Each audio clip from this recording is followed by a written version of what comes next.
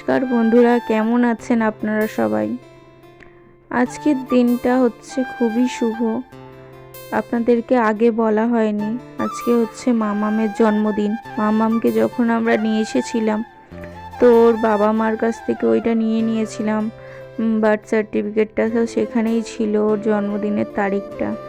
কিন্তু আমার ইচ্ছা থাকলেও খুবই ইচ্ছে ছিল যে ওর জন্মদিনটা আমি আরও বড় করে করব, কিন্তু আমাদের অত সামর্থ্য নেই আরও বড় করে করার মতো। ঠিক আছে, তবু যেইটুখানি আমি পেরেছি সেইটুখানি হচ্ছে আমি চেষ্টা করেছি ওকে খুশি করার।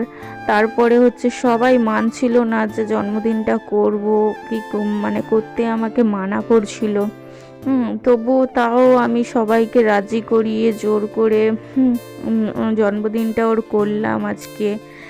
আর হচ্ছে গিয়ে প্রথমত তো কেউ ওকে আশীর্বাদ করতে চাইছিল না, কিন্তু আমি সবাইকে রিকোয়েস্ট করলাম যে তোমরা প্লিজ সবাই ওকে একটু আশীর্বাদ করো, ও যাতে বড় হয়ে মানুষের মতো মানুষ হতে পারে। সবার কাছে রিকোয়েস্ট করাতে সবাই একটু এসে, সবাইকে আমি বারবার বলছি এসো তোমরা সবাই এসে, তারপরে হচ্ছে গিয়ে আমাদের মামামকে আশীর্বাদ করলো একটু। মামাম আমাদের জীবনে আসার পর থেকে আমাদের জীবনটা পুরো বদলে গেছে। এখন কত ভালো লাগে, সব সময় হাসি খুশিভাবে আমরা দিন কাটাই। সেই জন্যই গিয়ে আমি এত জোর জবরদস্তি করে ওর জন্মদিনটা পালন করলাম, যাতে হচ্ছে গিয়ে ওকেও একটু খুশি দিতে পারি, আনন্দ দিতে পারি। ওর বাচ্চা না, ও যেহেতু কদিন আগেই একটা পাশের বাড়ির বাচ্চার জন্মদিন খেতে গিয়েছিল, তখন ও আমাকে এসে খুব বলছিল, কান্না করছিল যে আমার জন্মদিন কবে, জন্মদিন কবে।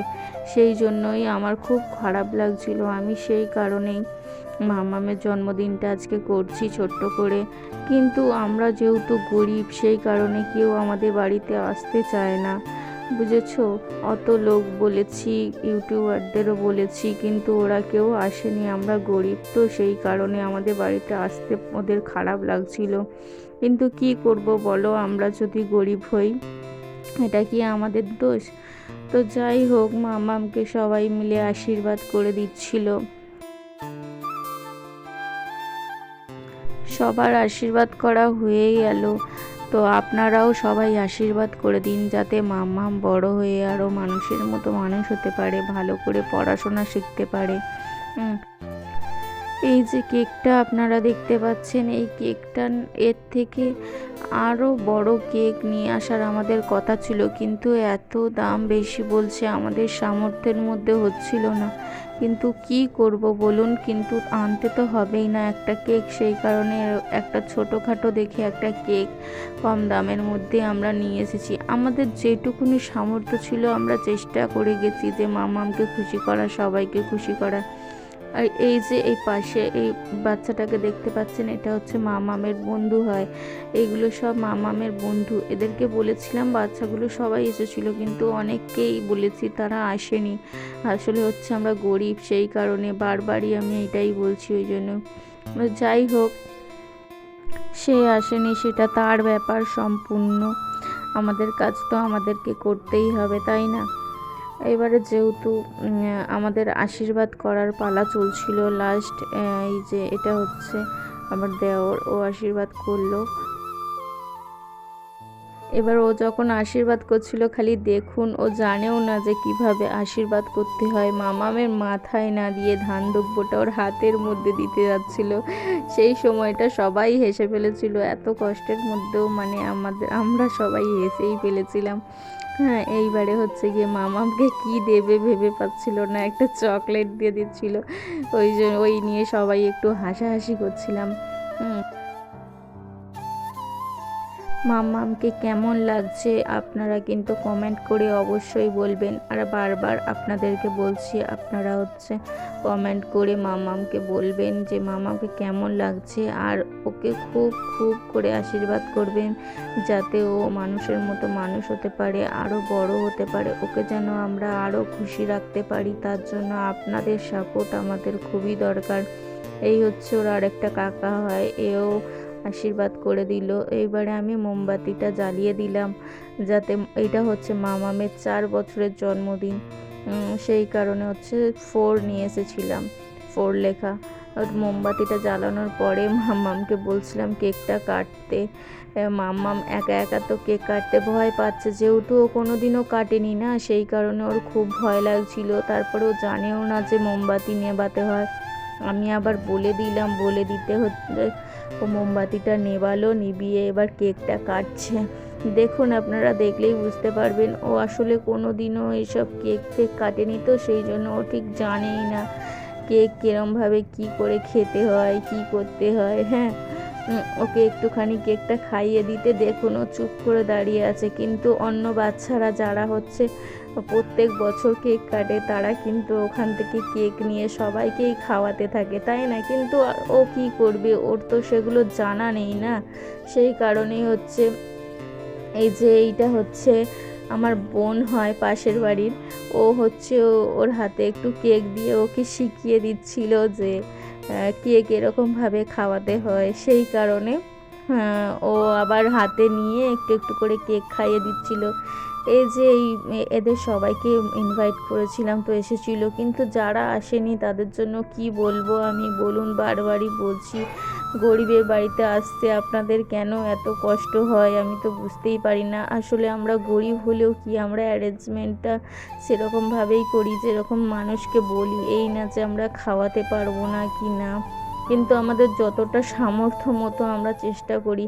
কিন্তু আপনি দেখবেন যে গরিবদের ঘরেই কিন্তু হচ্ছে গিয়ে মানে খাওয়া দাওয়াটা একটু ভালো হয়, এরকম মনে হয় আমার, কারণ ওদের সম্মানের ভয়টা বেশি থাকে, তাই না? আপনাদের কি মনে হয় আপনারা কমেন্ট করে বলবেন, ঠিক আছে? আর এই হচ্ছে এখানে মামামের জন্য খাবার দাবার সাজাচ্ছিলাম ফুল দিয়ে। আমার অনেক শখ ছিল যে আমার যদি মেয়ে থাকতো একটা, তাহলে এরকমভাবে আমি অ্যারেঞ্জমেন্ট করতাম। তো ভগবান আমার কথাটা শুনেছে, সেই কারণে হচ্ছে আমি আজকে মামার জন্য এই মাটির থালা, গ্লাস, বাটি সব কিছু নিয়ে এসেছিলাম। এবার ওকে খাইয়ে দেওয়ার পালা চলছিল।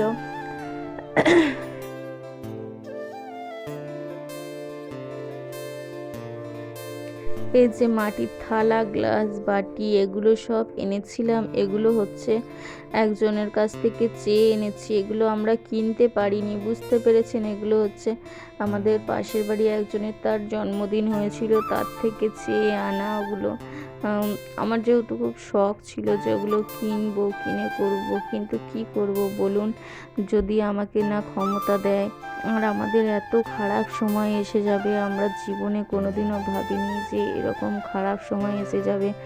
আসলে কিসের জন্য আমাদের সাথে এরকম হলো, এত খারাপ সময় এলো, সেই কথা নয়, অন্য কোনো ভিডিওই বলবো, আপনাদের সাথে শেয়ার করব। এই ভিডিওটা যেহেতু একটু আনন্দর, সেই কারণে আমি এর মধ্যে বলতে চাইছি না যে কি করে আমাদের এত খারাপ সময় চলে এলো। তো মাম্মামকে এবার সবাই একে একে খাওয়ানোর হচ্ছিল।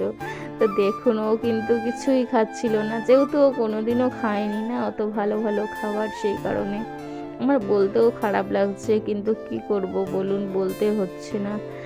এবারে হচ্ছে একটু একটু করে সবাই ওকে টেস্ট করানো হচ্ছিল খাবারটা।